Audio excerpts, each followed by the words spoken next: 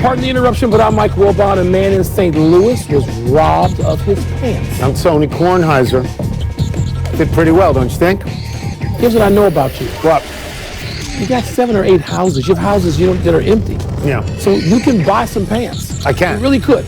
But isn't it easier if you just take Just pants snatch somebody else's? some unsuspecting stranger, Yeah. and then if you size them up, you say, I think that size might work, and then it works. Boom, just snap. The guy's naked. He's walking around nude. That's his problem. Welcome to PTI, boys and girls. In today's episode, the Spurs are rolling, a Doc Rivers rumor, and the Raiders win a big award for the Khalil Mack trade. But we begin today with the end of the Bryce Harper highest paid player in baseball era, which lasted about an hour. Harper was left in the dust by the news that Mike Trout, the best player in baseball, has decided to stay with the Angels. Trout will take $430 million over the next 12 years, which is $36 million a year, shattering all records for total contract and yearly pay. Wilbon, is this a good deal for the Angels and a good deal for baseball? I don't care about baseball. It's a good deal for the Angels and for Mike Trout. They are entering into the agreement, the Angels and Mike Trout. They keep him in Southern California. And for baseball, yes, because baseball, it's one of its most important markets has to be Southern California. And it's not just the Dodgers, it's the market. So, yes, it's good for baseball. But more importantly, Mike Trout, he went out there and said, Bryce, it's very nice of you to recruit me to come to Pennsylvania. That's right. You got that covered, I'm sure. That's right. Oh, yeah. $430 million. Tremendous. He has to be jealous of no one in professional sports for the next 8 years anyway. So you have to look at the people who lost in this, and one of them is Bryce Harper. He lost? Because Bryce Harper said, I'm going to take bring less. Mike Trout home. Right. Okay, and Scott Boras lost. The mythology of Scott Boras being able to get the best deal for anybody in town, that is now out the window. Now let us deal with these specific questions here. Is this good for the Angels?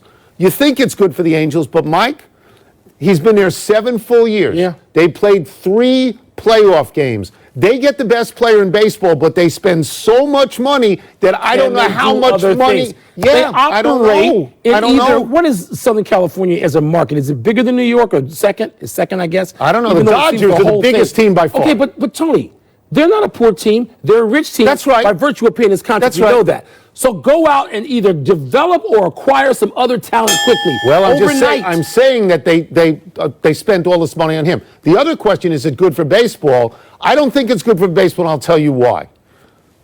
What's good for baseball is what's good for basketball and what's good for football. Disagree with you. Free agent drama. Yes. Where is he going? Who's going with him? Baseball's not the NBA. This is gone now. I tell you, no drama anymore. I tell you and the oracle of this show all the time. Stop trying to make one sport like the other. Each sport has its own culture. That belongs to the NBA free agent drama. Where is it with baseball? People talking about your sport. Tony, there's no enthusiasm 12 years, for that. It's over Bryce now. Harper, there was no juice for that. He ain't LeBron, and neither is Trout, who could walk down Fifth Avenue and nobody would know him. I don't think it's good for baseball because it eliminates that drama. Stop. There's no drama.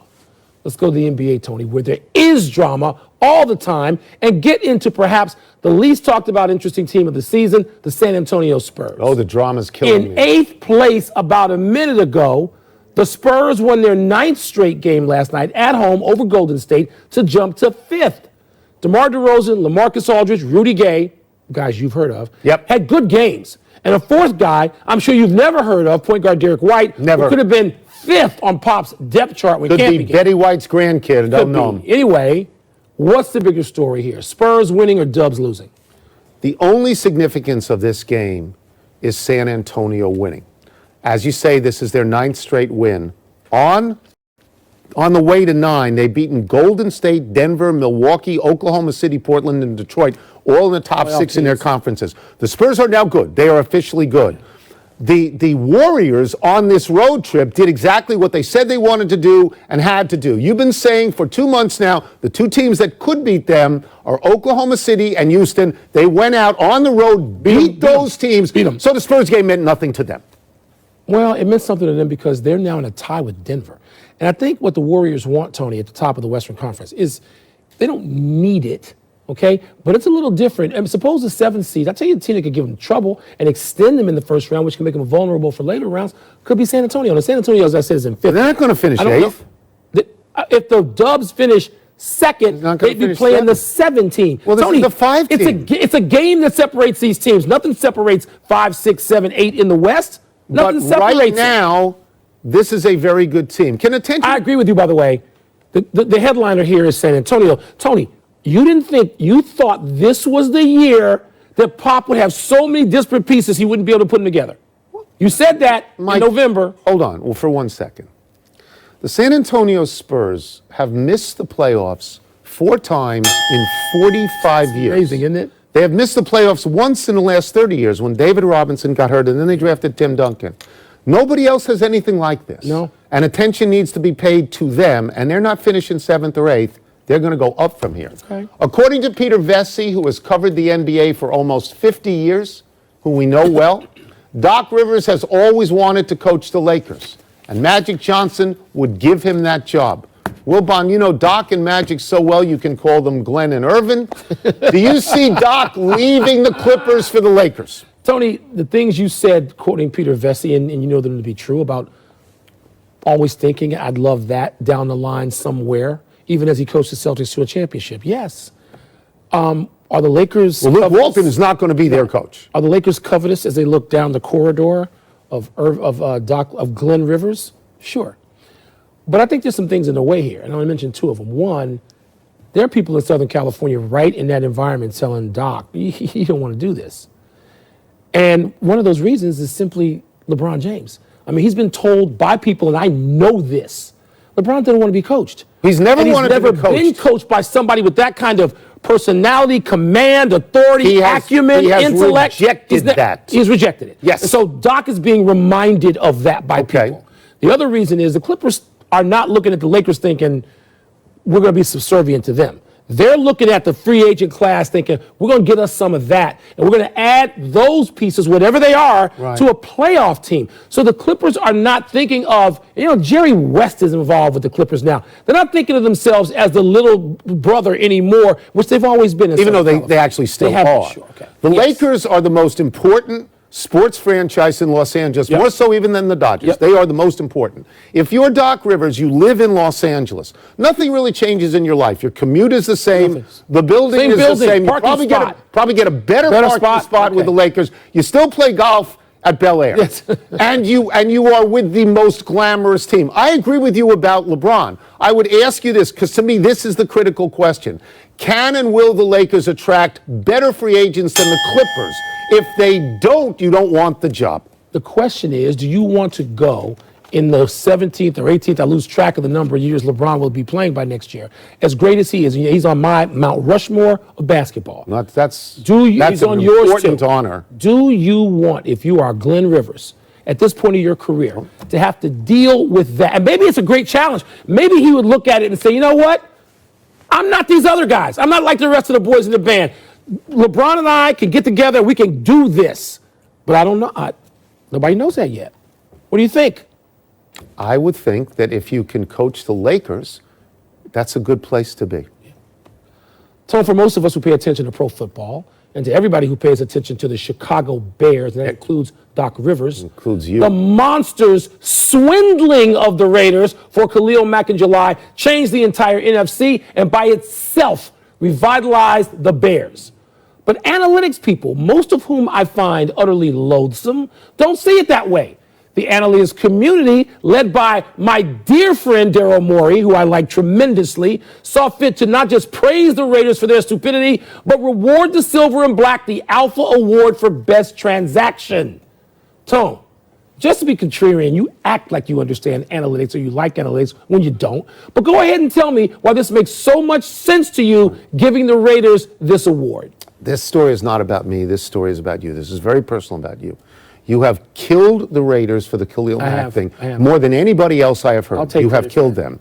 And now your Northwestern boy, Daryl Morey, who, by the way, invented the analytics conference, invented this award, and personally called the Raiders to tell them they won this award. Daryl Morey, who you say is too smart to fall for analytics, and yet is is Mr. Analytics. This is about you, because he thinks, and he won the award last year himself for getting Chris Paul. Well, is there a difference between the Rockets, who came one pulled leg muscle away from perhaps getting to the finals, and the Raiders? Is there a difference between them? Mike, John Gruden now has 3 number 1 picks. He has cap space, which allowed him to get Antonio Brown and Trent Brown. Okay. He could be a contender by the time they actually move to Las Vegas. And Daryl Morey recognizes this. And all you do is scream that analytics people are, to quote you, loathsome. I go overboard intentionally. Really? You think I'm sad about Khalil Mack? You think I'm going to lead a movement to give him back to the Raiders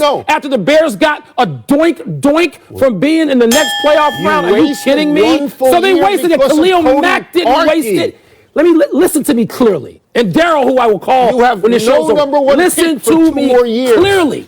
Anybody who would rescind the trade, except the Raiders side of it, for Khalil Mack to Chicago is an idiot. Daryl Morey did. Daryl Morey's not an idiot. Oh, he just Anybody else, because he got Chris Paul. Oh, you made anyone else, including you, including you, would be an idiot. He got Chris you would not get Chris 10 minutes ago on this set, you said, stop comparing sports.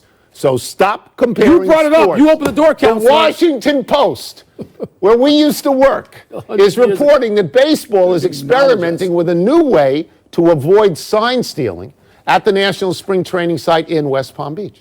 Pitchers and catchers will be allowed to wear special watches that will transmit the pitch call and the pitch location from the catcher to the pitcher. This is so stupid. No more finger-wagging signs. Wilbon, tell everybody how much you love this. This is stupider than the last story. This is like the Jetsons. Remember we watched the Jetsons in the 60s? Yeah. And by the late 90s, everyone was supposed to be in a jetpack. And there'd be no more traffic. Remember the jetpacks? You just take off. You just fly. Well, they're sort of there's no beltway. There's no scoop. Flying there's segways, no which also didn't work. You know, I mean, didn't work. This is the dumbest thing. So you're trying to speed the game up, but yet you want pitchers. Now, guys will have endorsements. This is what we're doing. I'm not shaking off the sun. I'm not even looking. I'm looking at my watch. The game gets slower.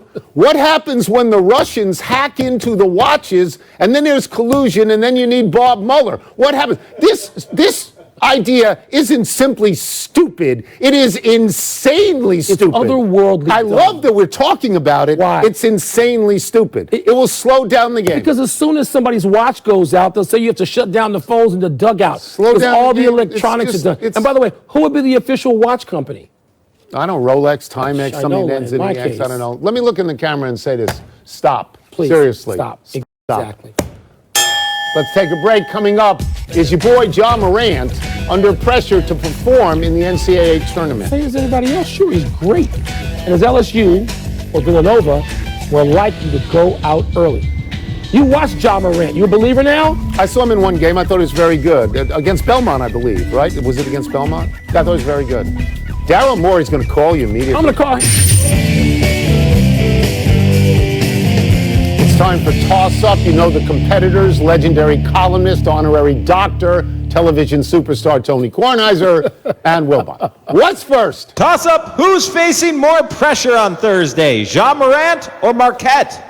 The answer is Ja Morant, because he's been the unknown lottery pick all year. And now for the first time, people are going to that don't even know where Murray State is are going to be able to see him. There's no pressure on Marquette because they gassed at the end of the year. They lost 5 out of 6. They lost 5 out of 6, so that's sort of meaningless. If Ja Morant gets taken out, that's bad for him. But if he plays well, then that justifies the hype. The pressure's on Marquette to stop Ja Morant so they can try to advance. And Ja Morant averages, listen to this number in college, 10 assists per game. Yeah, he's number one in the country. Legendary number for college assists. Number one. I mean, so, and he can also score. He can put 35 on you. You saw him hit 38 last week. The pressure's on Marquette to defend this kid. And I know Howard at Marquette has scored 50 more than once. Yeah. And he's a terrific But I think the pressure's the other way. That might be the best matchup of the first Next. Toss up, scarier number 2 seed, Michigan or Michigan State? Well, you're locked into Michigan State because you have predicted in your bracket that Michigan State will win the entire championship. I'm going to say Michigan for this reason. Michigan State has to play Duke I think if that game happens, I think Duke would beat Michigan State, whereas Michigan gets to play Gonzaga, and I think Michigan would win that game. Michigan can beat anybody in this tournament except Michigan State, where they're 0-3. So what does that mean? That Michigan is the scarier number 2 because of who they get. Okay, Michigan State's the scarier team because they're better. And you know what? Both of these teams have great coaches. Yeah, they do. They have great coaches. Izzo and Beeline, they're great. I'm taking Izzo. If you ask me to line up all the coaches in college basketball right now in terms of who could give his team an advantage in a regional game or even just late in an early round game or Final Four, other than Mike Krzyzewski, and right there with him shoulder to shoulder, I am taking Tom Izzo. He's won championships. Absolutely. Next. Toss-up more likely to go out on Thursday, LSU or Villanova? So LSU is playing Yale. Villanova, the defending champions, are playing St. Mary's in Hartford, Connecticut, which is so far away from St. Mary's that St. Mary's is not going to have any crowd there.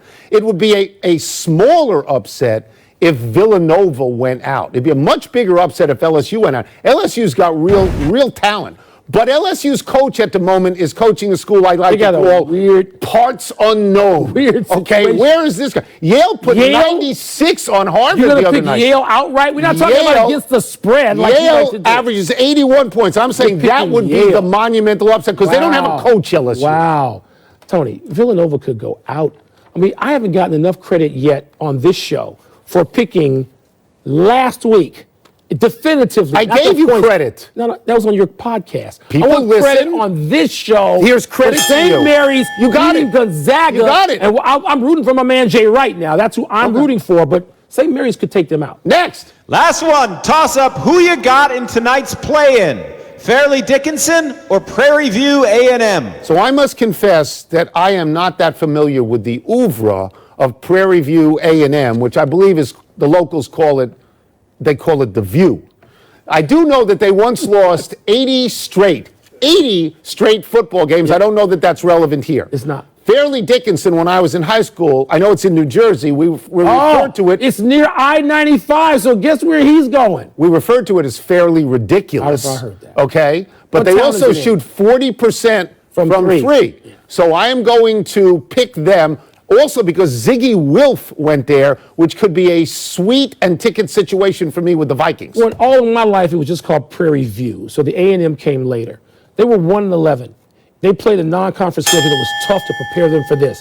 They lost a lot of places like Baylor, Georgia Tech, and Murray State. Yeah, you go But then they went 21-1. So you pick them? They've won 21 in the last 22. And they are not near I-95. No, they're not. Houston is not near I-95. No. So you know what? You can pick them. I'm taking Prairie View. It's, it's geography-based, everything you do. Yeah. This is over.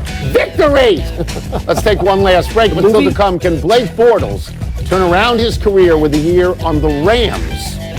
And how should Adam Silver feel that both LeBron and the Freak are sitting it out tonight? It's not one game, good for ticket buyers. Lakers at Milwaukee. Oh, that's really not good for ticket buyers. This is not Kareem returning to Milwaukee, though. No, that's the only game LeBron will play in Milwaukee all year. Yeah. Oh, that.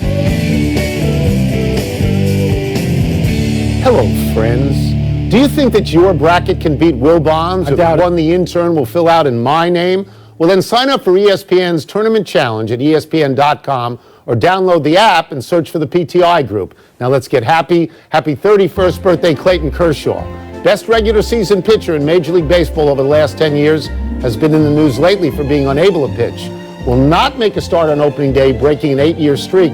But the Dodgers say Kershaw has been doing bullpen work and his arm looks good. Mike, hard to believe the Dodgers can make the World Series again without him. It is, Tony. And if anything, perhaps this will lead to just a good late start. It's okay to be a late bloomer, right? Even a season. Sure. And the Dodgers can ride Kershaw on the back end of the season into the playoffs. Happy anniversary, Isaiah Thomas. On this day 5 years ago, the 5'9" Thomas became the smallest player in NBA history to record a triple-double. 24 points, 10 assists, 11 rebounds for the Kings. Thomas achieved greater fame, however, with the Celtics. Last night, coming back to Boston with the Nuggets, the Celtics finally unveiled their video tribute to their once best player. Afterwards, Thomas said, quote, "Boston feels like home." Unfortunately, there's no home for him in the Denver lineup. He's been told he's out of the playoff rotation. When I heard that made me sad. I mean, Isaiah Thomas has just had more misfortunes. It's not like he did anything to anyone or himself. Injuries, man. Happy trails, Phil Martelli. St. Joseph's fired the 64-year-old Martelli today after 34 years at the Philadelphia school, 24 as head coach. Martelli's best team was the one in 2004 with Jameer Nelson, Delonte West, and Pat Carroll. That team was ranked number 1 and flirted with an undefeated season. However, the last 3 years, Martelli 41-55 and didn't make the NCAAs. Remember when they were still undefeated, we had Phil Martelli on as a guest? Great fun. Terrific fun. Great fun. Rooted for him. 2 corrections. Tom Izzo won championship, not multiple championships, and Yale put 97 on Harvard last week, not 96. Wilbon gave me very bad info. Look to the big finish. Jerk cast Wilt on the all-time scoring list. Big deal? Anytime you're talking about putting a basketball through a hoop and you're on the list with Wilt, that's oh happy day. Yeah. Blake Bortles will back up Jared Goff for the Rams. Is that a good spot? If you're a quarterback and you can play for Sean McVay, that is a good spot. Martellus Bennett will not be coming out of retirement to join his brother on the Patriots. Are you disappointed? Despite the stupid hype at the time, I never thought that was going to happen. I didn't. Both LeBron and Giannis are sitting out tonight's matchup in Milwaukee. You okay with that? You know I'm not okay with this. I yelled at Pop about this. They have one chance to get a ticket to see LeBron this year in Milwaukee, and now they don't get it. He's got his bag growing. He's injured. Last one, 11 seeds Temple and Belmont in the late game. He got in this game. Oh, you know I'm taking Belmont. I mean, you got Belmont. You got him. I got Belmont winning 2 games. Yeah, you got him. We'll see how that goes. Yeah. I'm not rooting against anybody else. Temple. We're out of time. Right, though. Trying to do better the next time, and I'm Tony Kornheiser. I'm for the little school. Tony's always for those big conferences. Yeah, like Binghamton. I'm Mike Wilbon. Same time tomorrow, Knuckleheads. You can get the PTI podcast on the ESPN app or Apple Podcast. Brooks, Lisa, Mike, Darryl, shout out. Yeah, pilots, double down.